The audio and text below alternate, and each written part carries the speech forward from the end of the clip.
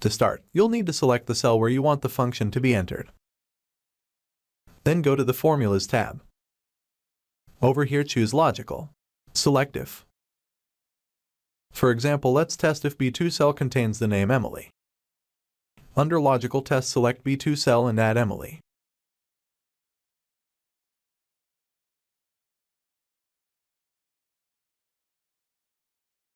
Under Value if True, type in Yes. In Value if False, type in No. Once you've entered the function, you can then drag the fill handle to copy the function to other cells in the column. You can also use other functions within the if function to perform more complex calculations. For example, you could use the sum function to add up a range of numbers only if a certain condition is met. I hope you found this tutorial helpful. Feel free to check out the free playlist in the description below to learn more about Excel. If you have any questions or suggestions for future videos, leave them in the comments below. And don't forget to hit that like button and subscribe for more Excel tips and tricks.